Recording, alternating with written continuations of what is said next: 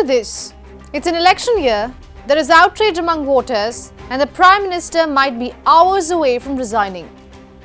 That's Canada in a nutshell right now. I'm Ananya Datta for Hindustan Times. Let's look at Canada in depth.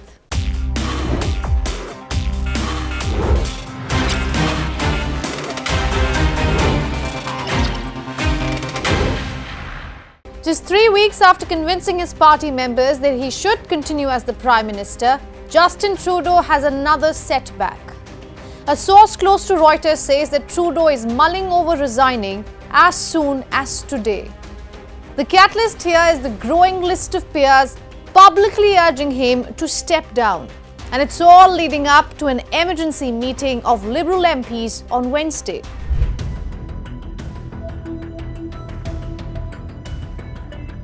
Remember, Trudeau took over as the leader of the Liberal Party in the year 2013. The party was in deep waters, having been reduced to third place in the House of Commons for the very first time. He managed to change the tide and then swept the Liberals to power in 2015, promising change. It's time for a change in this country, my friends, a real change! Actually, the wave of change started well, but fizzled out eventually. Here are 5 reasons that led to today. Canada's domestic challenges have exacerbated Trudeau's political troubles.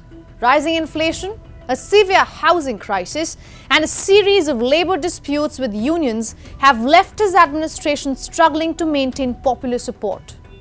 Immigration, once a key strength of Trudeau's Liberal Party, has also turned into a problem. A botched policy has led to hundreds of thousands of arrivals, straining an already overheated housing market. Once a dear best friend, the United States has turned into a foe.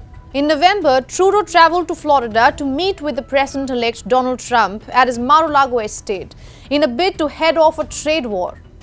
But since then, Trump has landed humiliating blows against Trudeau on social media, repeatedly calling him the Governor of Canada. Relations with other countries have also nosedived. Trudeau launched a diplomatic war with India. Relations were already in free fall, but the Prime Minister publicly accusing New Delhi of killing a Canadian citizen brought ties to the ground. The murder of separatist leader Hardeep Singh Nijjar was scrutinized on a global level. Allies questioned the evidence, and critics back at home accused him of playing vote bank politics, all for the support of Khalistanis. One of the biggest unresolved issues of Trudeau's tenure has been his handling of Chinese interference in Canadian elections. And to address this, Trudeau established the Foreign Interference Commission. But nothing really emerged. Rather, Trudeau has been accused of being too concessionary of China. Trudeau has been under pressure to quit for a few months now. Over 20 Liberal members of the Parliament have publicly called for his departure, and many more keeping it under wraps. Today, I'm calling on Justin Trudeau to resign. He has to go. Right now, Canadians are struggling with the cost of living. I hear it everywhere I go. People cannot find a home that they can afford. They can't buy their groceries. For that reason, today I'm calling on Justin Trudeau to resign. He has to go. Many believe the nail in the coffin was his finance minister stepping down. Trudeau tried to demote Chrystia Freeland, one of his closest cabinet allies, after she pushed back against spending. And that then led to a very public spat.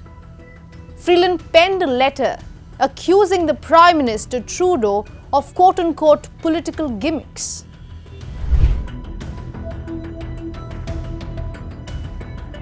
The public anger against Trudeau has been outrageous. Social media is filled with videos of common people heckling their Prime Minister right on the streets. Hey there, how you doing? I'm not shaking your hand, bro. You're a piece of man. Why is that, sir? The entire country, you got our buddy over there. Yeah, but how did I mess up this country? Can anybody afford a home in this day? You're charging people carbon tax. You got 9 V8s here idling for 30 minutes. Your carbon You know what footprint we're is doing with increasing. that? We're getting charged for what? You know what we're doing It's with not the carbon stopping, tax? no We're car- putting a price on pollution, Right. and we're returning it to Right. families like I yours. don't think so. You're We sending are. it over That's to a Ukraine, car- right? No, no. Yeah. You send it over to the guy that you were with that's slaughtered his own country. You've been listening to Putin, have you? Putin? You gotta get off of that Definitely Russian don't listen disinformation. to. So the big question now is what's next for Canada?